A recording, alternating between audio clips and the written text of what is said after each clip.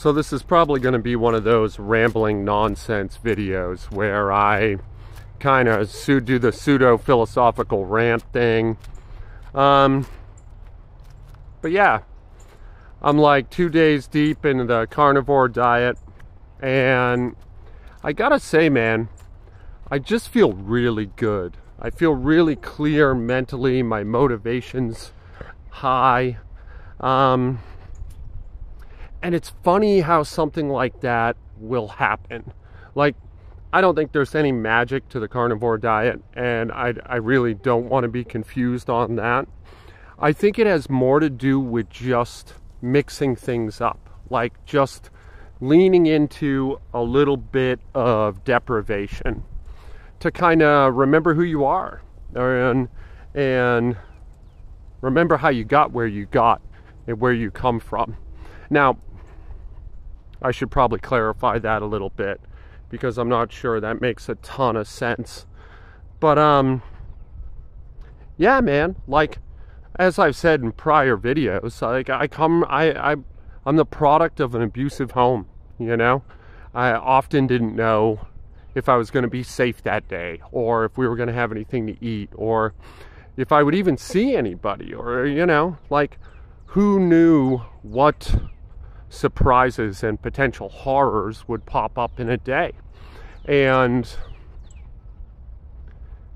kind of having something like that thrust on you when you're young, it creates like a safe harbor in your mind, you know, where you don't know necessarily what challenges you're going to face, but you do know how you're going to deal with uncertainty. It's like a mindset. You know, and I don't think I'm special in this regard. I'm certain a lot of people from abusive pasts or drug-addled pasts have similar kind of built-in mental modes, you know? Like waking up with a skull-splitting hangover, having no idea what you did the night before. For a normal person who's not a compulsive addict, that can be a really terrifying experience. But for an addict who's had a bit of practice at it, you'll understand that there's a place you go mentally that allows you to mitigate that, you know? And anyway, I'm sure this sounds really toxic and horrible, but like being on a super restrictive diet allows me to switch into that place in a very sanitized way, you know?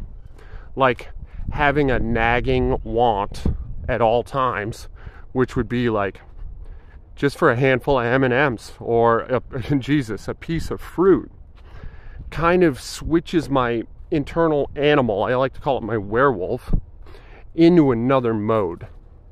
And my werewolf can handle all sorts of shit that I can't handle. And not only handles it, but enjoys it, you know? So that's kind of where I'm at. I worked up to a heavy front squat, which was only 155, and then I decided to do some reps. And then I did Zercher Jefferson curls as assistance work. You'll see all of that here. I was only working sets of 4, sets of 5. I'm kind of restructuring my program so that I don't want to do lots of reps really ever, but I think something in the 4, 5, 6 range for a little while will treat me pretty well. Ooh, and I also did a pseudo kind of AMRAP in the front squat with just the bar. I think I hit 20, 21 reps. That was fun, man. And like, that's something I never do. And it speaks to the inner werewolf, you know? Like that was his idea. I didn't want to do that. I in no way planned to do that. But like, I got a little sweaty. I got a little excited. I think I was listening to Tala, a metal band in my headset. And my brain was just like, hey man, get under the bar. Just the bar. Get under the bar and just pop them out until you got nothing left. Just do that for me. You know? And I fucking did it because the werewolf's driving, you know? And I don't know, man. I did, like, again, I'm sure this sounds really toxic and really bad, but I think in New Age circles, people call it shadow work, you know? I don't like that terminology. I think it gets pseudo-spiritual and kind of woo-ish pretty quickly. Although, certainly you could talk about it that way if you wanted to. I prefer to think about it as like, well, the werewolf, a beast, you know? A part of yourself that's more animal than you are. And I think you got to have a relationship with that guy or gal, you know? I think you need to understand that thing and understand that person, and that it's a part of you and it's important. It's necessary. You know, if you're ever in a life or death emergency, that guy's going to get you out, assuming you can get out. You're not going to rationalize your way out of it. You're not going to feel deep thoughts and get your way out. You know, it's going to be your werewolf. And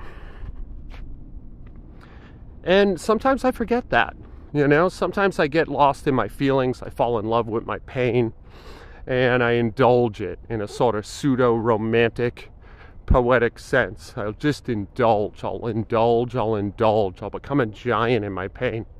And like, don't get me wrong, that can be fun too, but it's not very productive, you know? Perhaps in a creative endeavor that would be productive, but that's not a good way to be a good dad, to be a good life partner, to be a good householder. A lot of those problems are organic, visceral, primal, and you need your animal for them, you know? I said earlier that in a case of a life or death emergency, you want that guy, but it doesn't have to be that dramatic or extreme. You know, sometimes it just means going to work when you really, really don't want to. Like not calling in when you have a believable scapegoat that you may be sick. Sometimes the fiction of sickness gets so strong that you even feel sick, you know? You ever do that? Where you want to be sick just so you don't have to go to work. This is my 150 Jefferson curl. Probably a stupid move, but it's a PR for me by 15 pounds, and I was really happy with it. Anyway, that's my rant for today, guys. You know, I love you. Be nice to each other. Do your best to. I know it isn't always easy. And I'm going to try my level best to do the same, you know? We're all fighting a hard struggle. We're all loaded up with past and miseries. We just got to do our best.